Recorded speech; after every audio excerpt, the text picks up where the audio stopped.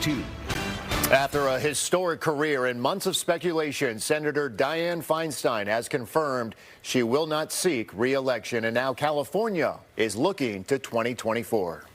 We're already starting to see candidates announce their bids, so I think that was, in a sense, a signal to Senator Feinstein that, she needs to make a decision.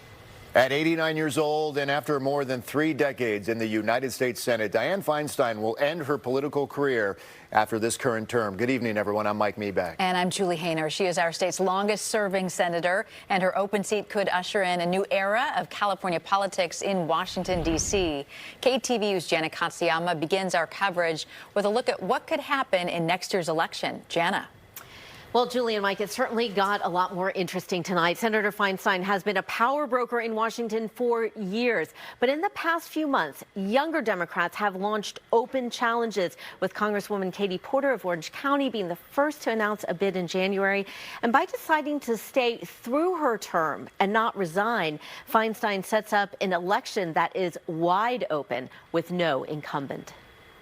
California Senator Dianne Feinstein brought speculation to an end Tuesday. On her official website, she said, "I am announcing today I will not run for re-election in 2024, but intend to accomplish as much for California as I can through the end of next year when my term ends."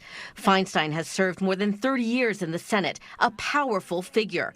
But the 89-year-old Democratic icon began facing challenges in recent years from within the younger ranks of the party. We were already starting to see candidates announce their bids, so Katie Porter and Adam Schiff. And so I think that was, in a sense, a signal to Senator Feinstein that, she needs to make a decision. UC Berkeley political science professor Eric Schickler says Feinstein was elected during a different era in California politics. She was first won office at a time when Democrats, only had a really narrow edge in the state, and she always positioned herself as a relatively moderate Democrat, even as the party and the state has moved more in a liberal direction. And so I think it's going to bring both a generational change and also potentially a shift in the ideological orientation. An outpouring of reaction from fellow politicians came with praise and respect.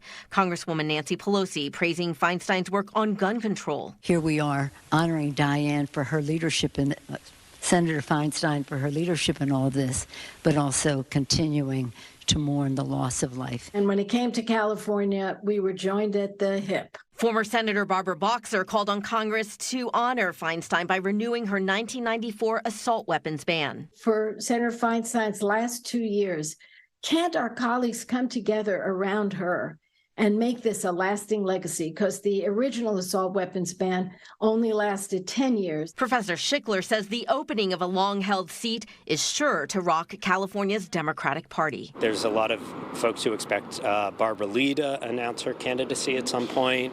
So I think we'll have, that regional cleavage could well be part of the battle. I have every confidence that voters will decide what's most important for California right now at this pivotal moment in our history. Tonight, Congresswoman Barbara Lee did issue this statement saying Senator Feinstein has been a barrier breaker for all of us who have been inspired by her monumental career, myself included. I know there are questions about the Senate race in 2024, which I will address soon. And another name that has surfaced as a possible candidate is, of course, South Bay Congressman Ro Khanna. He has not said anything, but he has been aligned with the Bernie Sanders wing of the party, so we could see more progressives jumping in. And, of course, this also opens the door for Republicans. They have not had a Senate seat since 1992. That's when Dianne Feinstein beat Republican John Seymour, who had been replacing Pete Wilson when he became governor. So it really is wide open. It'll be very busy all the way to Election Day, and it's almost election season, you could say. If we had to pick a front runner, and I'm just saying this because it's early, but people bring that out there, would it be Adam Schiff right now?